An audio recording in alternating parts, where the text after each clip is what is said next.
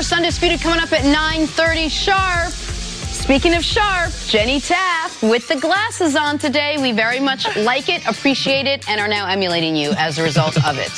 I see. Jenny, tell us what you have coming up on the show today. Good morning, Jenna. I guess we're all copying Shannon Sharp with the glasses look. I like it from all of us.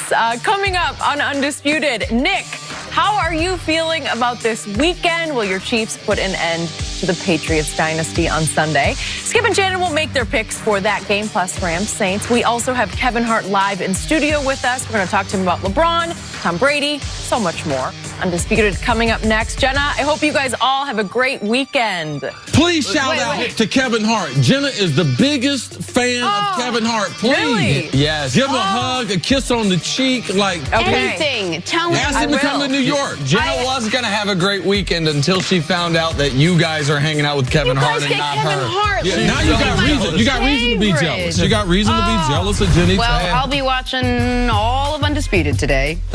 Thank you very much, Jenny. Time now for Say What? Marcus Peters will be looking to lock up Michael Thomas in that potent Saints offense this week. He had an interesting exchange with a reporter yesterday. Say what?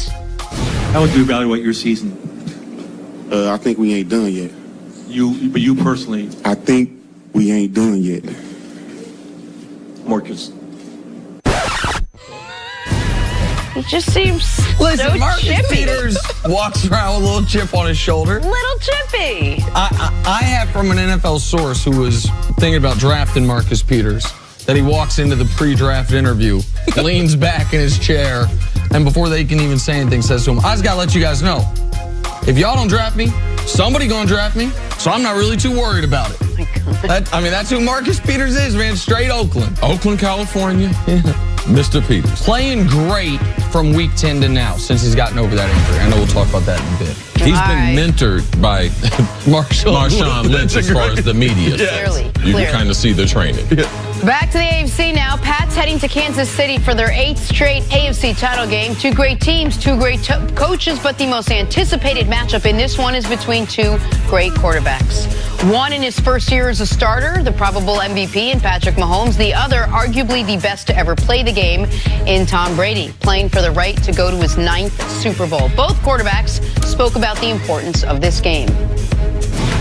We got one game guaranteed this Sunday, but nothing beyond that. So, whatever we got, it's just the best that we got, and it's that's how it should be in these games. Playing against the Patriots, who are in the AFC Championship game every single year of my entire life, pretty much, and so it's definitely a huge game. We're excited for the opportunity, and we're glad we're getting to play. The best, and getting to compete against the best at this time of the year. Going against a team that score a lot of points, they lead the league in sacks, strip sacks. It's a good group. And I think everybody at every position has to play well. That's what championship games are all about. These aren't just handed to you on a silver platter and, here you go, here's your trip to the Super Bowl. You got to go fight them out. We've been in a lot of games that come down right to the end. And despite all those silver platters, no one knows that more than Tom Brady, that it is always a trek to get there, and it is always a difficult road to get there. See, what do you think is the key to this matchup?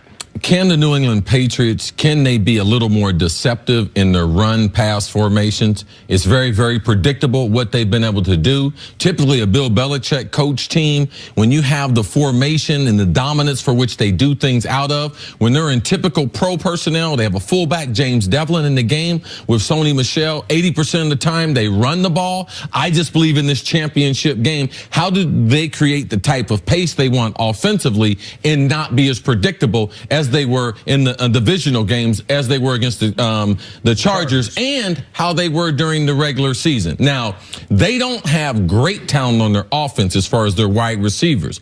I do believe that Gronkowski will have an impact on this game. I do believe they'll get him out wide, and they will try to get him matched up on the linebackers. Even though he hadn't been that effective, he will play a role in this game. And Edelman, when he does catch the football, can they get him on the ground? So I believe that the Kansas City defense, how they play defensive football and how they play defensive football in Kansas City is totally different. I believe they're the weakest defense left, but they're playing at home. So I believe that they'll play with a different type of energy, a different type of speed. Ultimately, I believe that they do get to Brady late in the game, a lot like Philadelphia did, because that rush will be fierce throughout the game. And I do believe they cause some turnovers there. Patty Mahomes has been the best player in the NFL. And on the biggest stage, I typically would like to lean towards the best player. So you mentioned getting to Brady, and Coach Mangini talks about, and a lot of people talk about how if Tom Brady knows what you're trying to do, you've lost already. Because he can look at what you're trying to do, he can adjust to check the play to the right play.